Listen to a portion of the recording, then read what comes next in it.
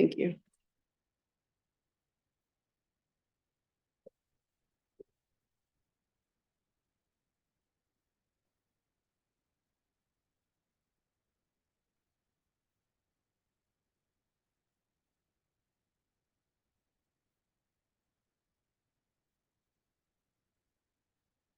All right, time is now 6 p.m. on October 19th, and I'll call to order our regularly scheduled Board of Directors meeting.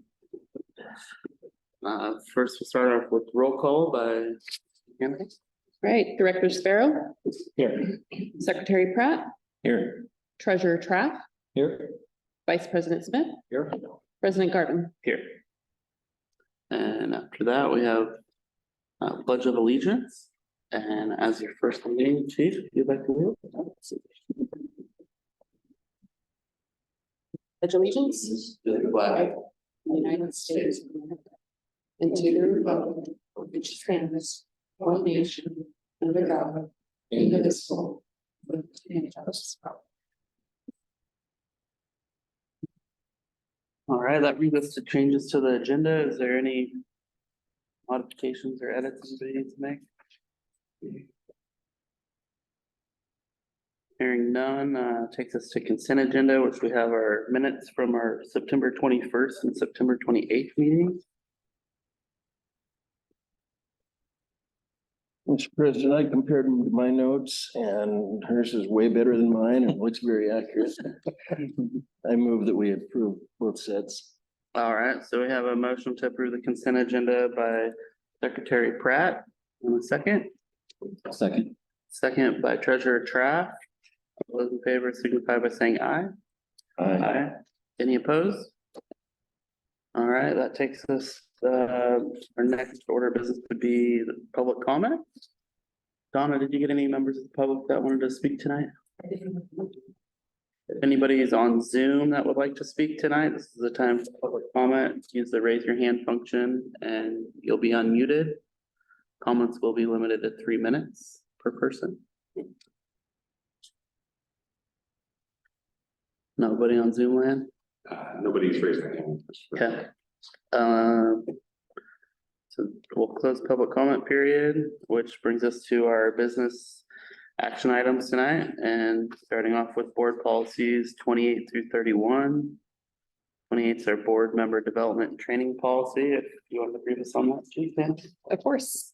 So board policy 28 may look familiar. You all reviewed that on September 28th, and there was some question about it. I was able to do a bit of research and wanted to give some feedback on kind of industry practices with this type of policy. Essentially, there's not a lot that you can do to hold accountability of elected officials. And so it might be better to go with a best practices approach. My recommendation would be to consider striking the line that says minimum requirements, change the required to encourage in the first sentence underneath that line itself. And then, of course, the last sentence there before you get into the list talks about the minimum criteria. You could either change that to may consist of the following criteria or something along those lines. Certainly, there is a best practices approach to ensuring that our board is keeping up with certain training and statutes. But like I mentioned, it wouldn't be very easy to hold any sort of accountability. Okay. Have a copy of your proposed edits? I can certainly Might be helpful. create a If copy. you just make copies of it and take a look Sure. at it. Okay.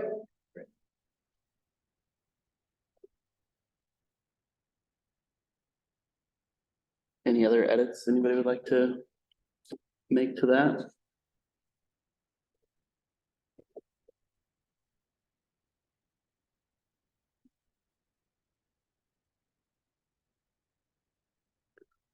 What I'm hearing from Vice President Smith is put a pen in it and have a copy.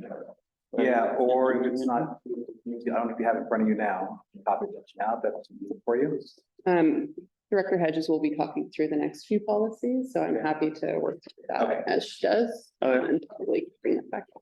So we'll just table board policy 28 for now and background after these next three policies, which board policy 29 is equal employment opportunity policy, and Director Hedges to brief us on So this policy is really basic language, standard language that you should see for any board. It's really saying that we don't discriminate in the employment processes.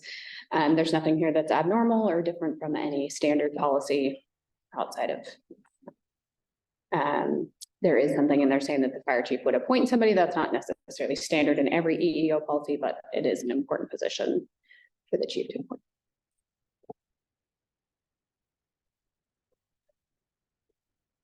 any wordsmithing or edits anybody wants to do to that.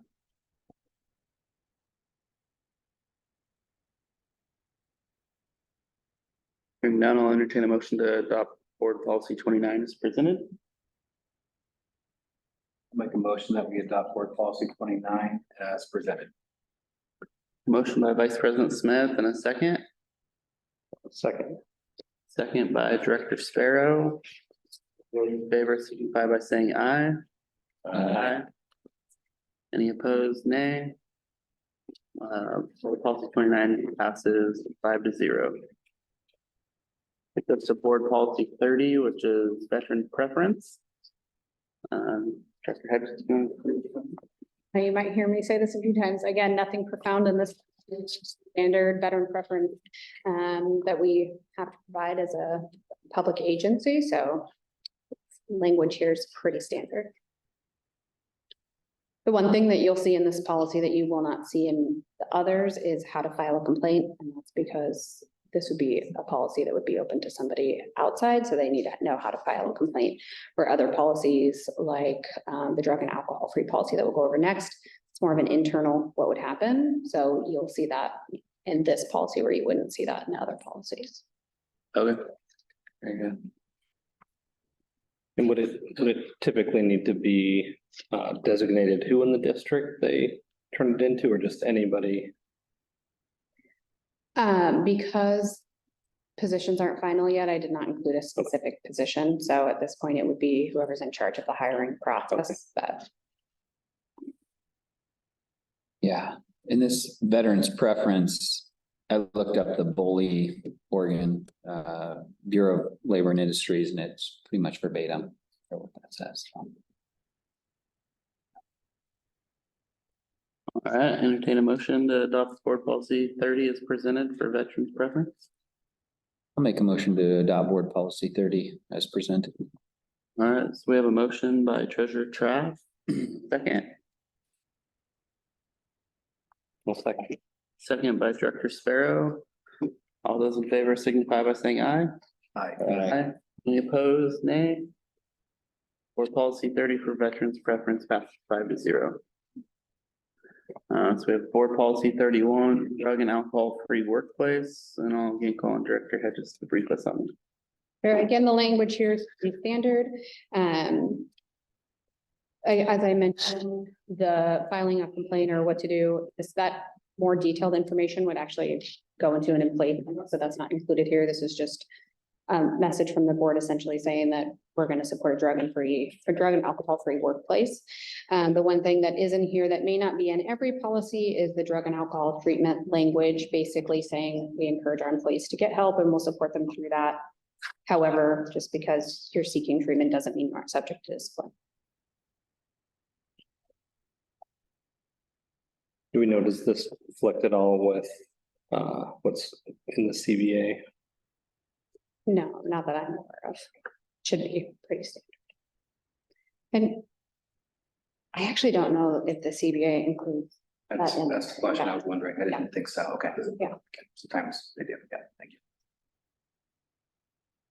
I have been working on it, the employee handbook and the language, and there's much more robust.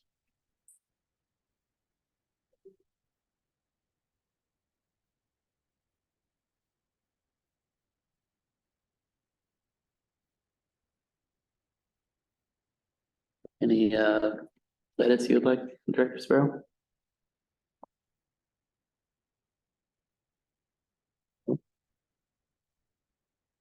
Any other discussion among the board on the board policy 31 or entertain a motion to adopt?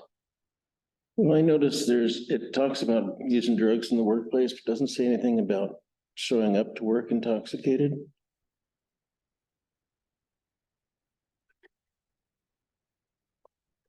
I'm reading through it again quickly.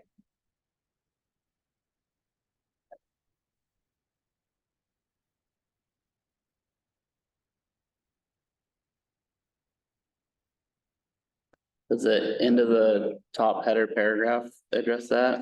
To maintain an alcohol and drug-free work environment? Yes, but you're right, it doesn't explicitly say.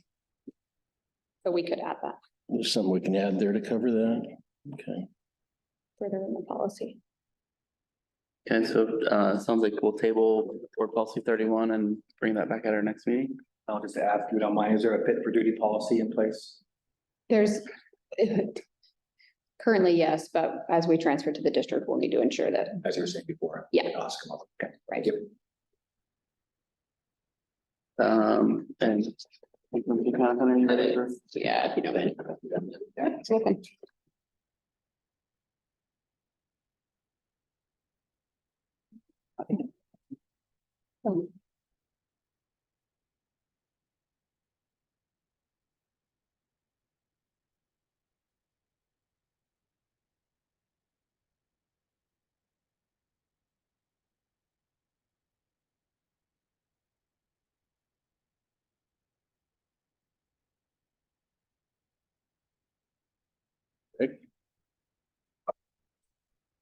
So that. Give you guys a minute to read over and if there's any other changes you want to make.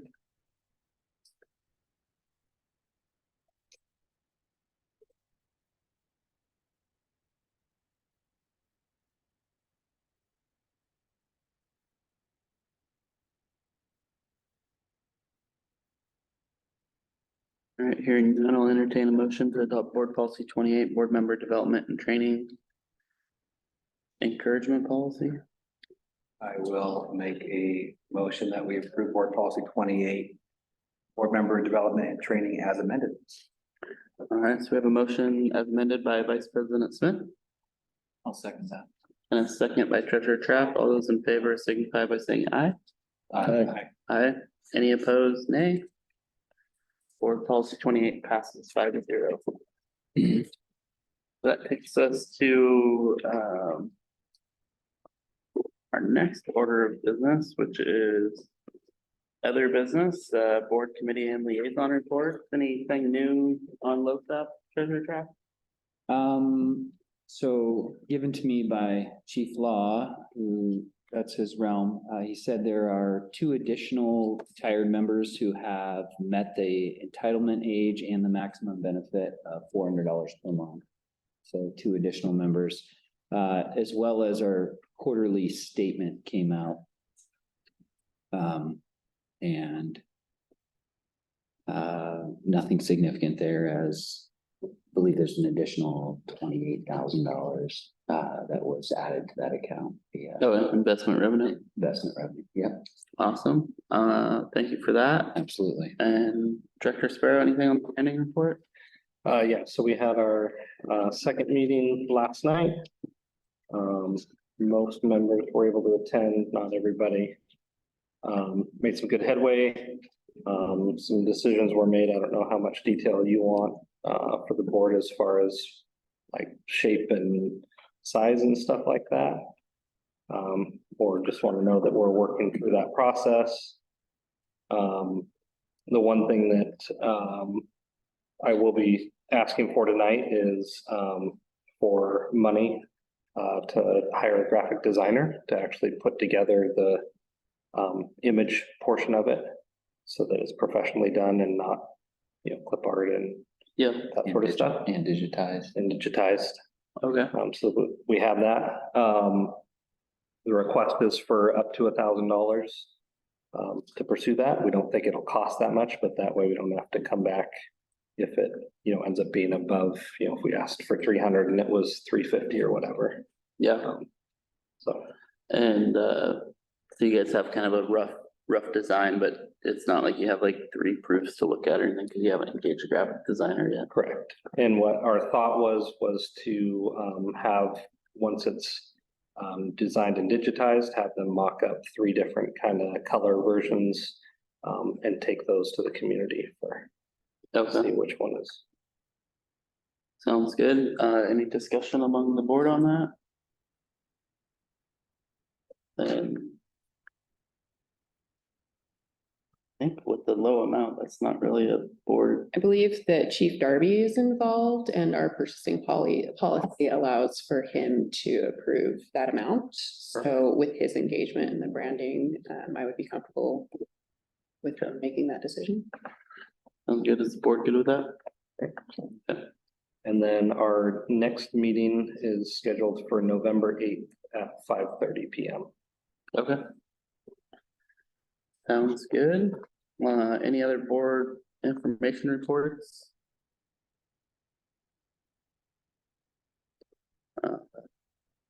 That takes us to department reports.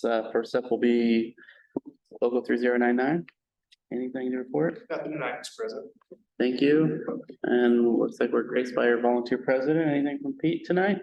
I got a couple of things.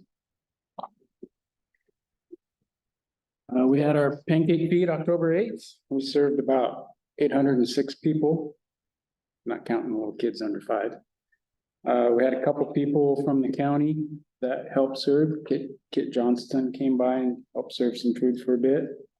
Also, I'd like to thank some of the board members that showed up, President Garvin, Secretary Pratt, and Director Sparrow. They all helped at the pancake feed also. We have coming up the city's decorations that we put up every year is coming up November 19th. It's a Sunday, 7 a.m. We usually have breakfast. And then we all go out and help water and light put up decorations. And that's about it. Clarification on the 19th, is that something you guys need volunteers for? And what's typical end time on that? Pardon me. What's the typical end time on that? Do you guys go all day or is it till noon? Usually done by about 10 o'clock nowadays. Okay. O'clock. It's not an all day thing anymore. And you still have to prep all the decorations, the drill before? Yeah, we do that the drill before. Okay. And that's, yeah, Wednesday before the 19th. Yeah. Sounds good. Thank you very much. You're welcome. Thank you.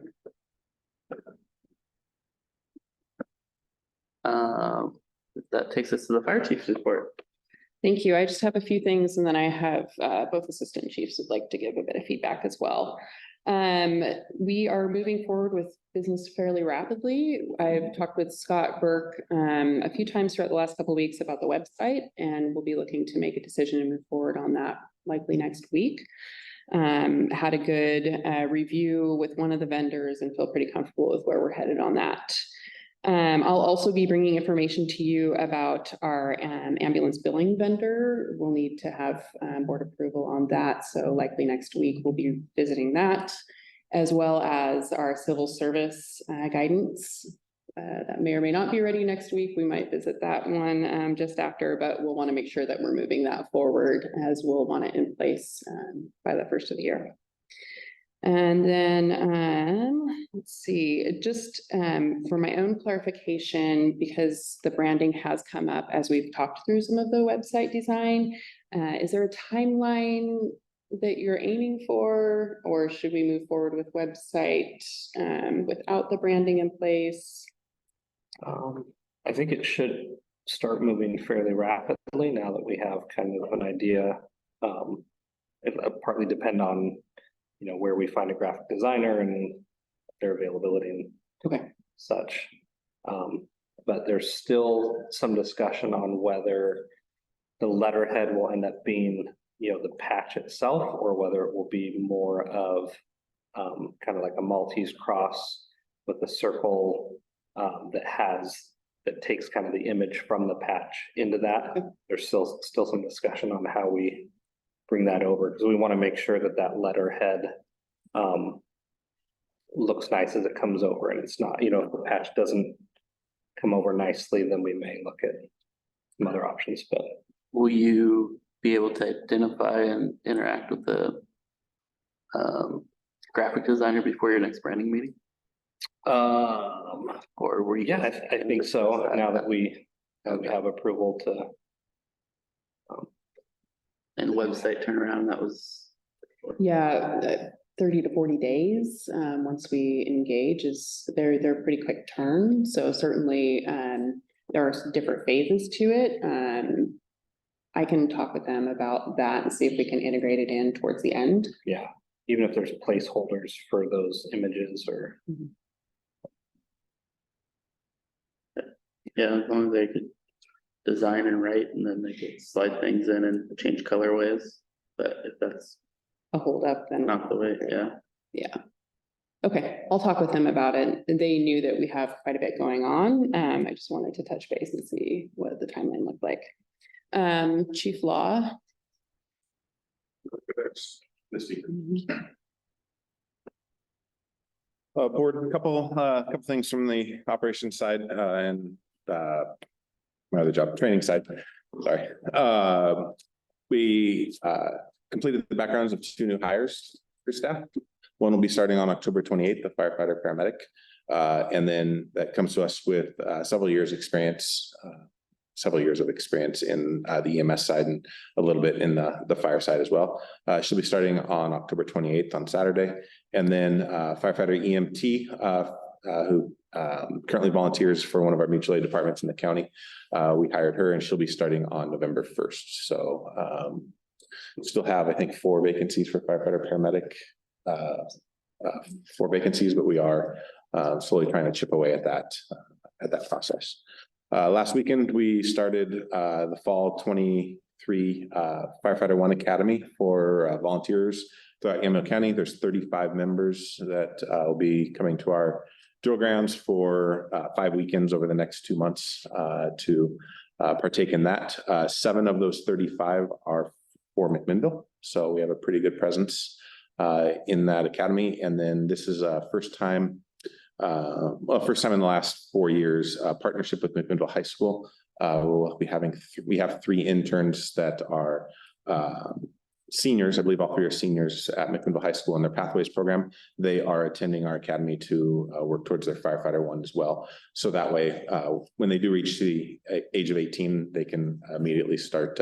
They've got the training done. They can complete their task books and apply for certification for their firefighter 1. So that's an exciting new partnership. So that's essentially 10 of the 35 are from the McMinnville area in the academy this fall. So that's all I got. Congratulations on that. The firefighter paramedic, but where are they coming from? Portland metro area. They had a couple of different roles in different agencies up there. So. Awesome. Thank you for the update. Thank you. Chief Darby.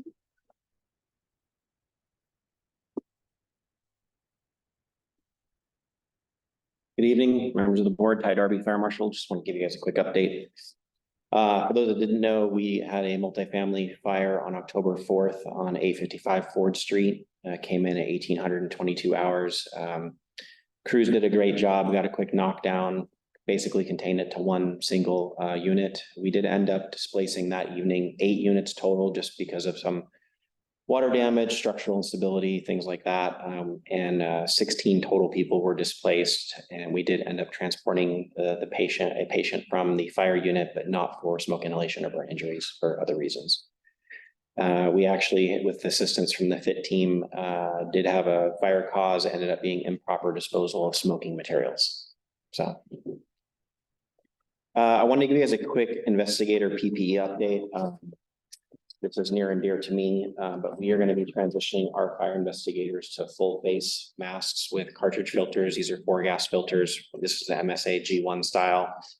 Want to try to clean up our health and safety for our investigators. Currently, we have 3 career investigators and 2 volunteers. So this is a system that I used at TVFNR, which was very successful. And currently we have 4 outfitted. We still have a volunteer who needs to get fit testing. And this is going to be our new direction. But we're also going to add I'm going to review some Tyvek options for our team too, so that get a little bit extra dermal protection, because basically a fire scene is a hazmat scene. So we're going to treat it as such. And this will be our new, no more days of N95s or half faces. And these full faces actually work great. So just thought you guys might want to know it's a new direction for the district. So for health and safety. Very good. Yep. Sorry. How often are those cartridges? I knew you were gonna ask. So these are technically, you're supposed to be one and done. Okay, Yes, that's the answer. copy. One and done. Makes sense. So, yeah, that's MSA's recommendation. Quick, the fire hazard sign update, we ended up postponing our third sign installation. I'm not sure if I briefed you guys before, but we had our second sign install at Keyvine and Youngsburg Hill, and then we had some ODOT issues with trying to get it along Highway 18, so we're gonna postpone that till the spring, but we will get that third fire hazard sign installed. And last, a quick development update, still have a lot of activity with new construction. We just saw the land use application today for Norton Landing, which is the new 138 unit multifamily project just east of the hospital. So actually two different apartment complexes are going to be built there. So, but it's important for us because that's part of our, service area. So. Yeah, and if you're looking for more information on that, that's also branded as Stratus Village and initial concept that like the tribe and the city and other partners came into fund. So if you wanted to read up on that, That's all I have. Unless you guys have any questions. thank you. Availability of your cartridges are easy to get. So far, so good. We just ordered 8 more of them. Lori, our supply logistics specialist, I haven't heard of any issues getting them. They're about $48 a piece. Not a fan of, but it is for our health and safety for the team. So I'm willing to spend that money. Currently, we're just trying to outfit 2 at a time. The cool thing too is we brought this to the YFIT team, the Yamhill County Fit Investigation team today, and we're going to try to help influence the rest of the team to maybe go that route. But those are not McMinnville Fire District employees, generally speaking. So, but I know that YCSO and some other folks had some interest at our meeting today about maybe just a new direction for PPE for the team. So. Awesome, thank you. Anything else on fire chiefs? All right, thank you. So that takes us to correspondence. We did get a correspondence. We should have all got it in our emails today from IT Scott Burr. Looks like he's still trying to connect with Director Sparrow and Trap on getting your laptop set up. So instead of Monday or Tuesday next week would work for you, you could reach out to him. Takes about 15 to 30 minutes. And he gave us in that email a IT direct email for any issues we have, as well as just clarifying all of our email addresses are the same. It's first name dot last name at McMinnvilleFireDistrict.org. Other than that, just wanted to say thank you for everybody that put in time and participated in our process last week. And I know it was a heavy lift to be away from your day-to-day gigs, or also put you behind in your workflow here if you were part of that process. So thank you for taking the time. Any other correspondence from any board members? Any informational items? All right, with that, our next meeting will be Thursday, October 26th, here at Station 1 at 6 p.m.